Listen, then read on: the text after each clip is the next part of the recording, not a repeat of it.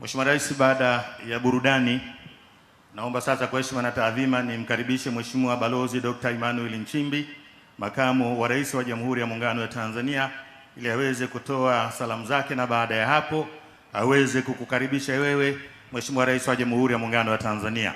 Jamani, makofi mengi kwa Mheshimiwa Makamu wa Rais wa Jamhuri ya Muungano wa Tanzania.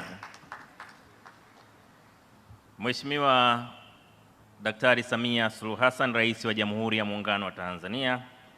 Mheshimiwa Mustafa Kamal Mabul, Waziri Mkuu wa Jamhuri ya Kiarabu ya Misri.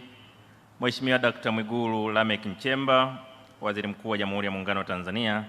Mheshimiwa Deogratius Ndejembi, Waziri wa Nishati. Mheshimiwa Zuberi Ali Maulidi, Spika wa Baraza la Wawakilishi Zanzibar. Mheshimiwa Hamis Ramadhani, Jaji Mkuu Zanzibar. Mheshimiwa Deo Mwanyika, mwakilishi wa Spika. Mheshimiwa Doto Biteko, Naibu Waziri Mkuu mstaafu.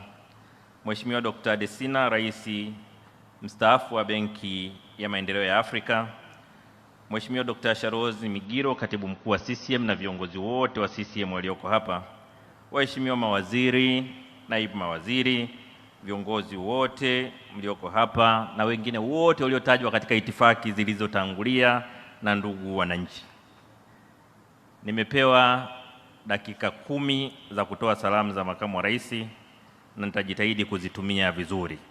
Mheshimiwa Rais, katika kutumia vizuri muda niliopewa, kwa heshima kubwa na kukaribisha kufanya kazi hii.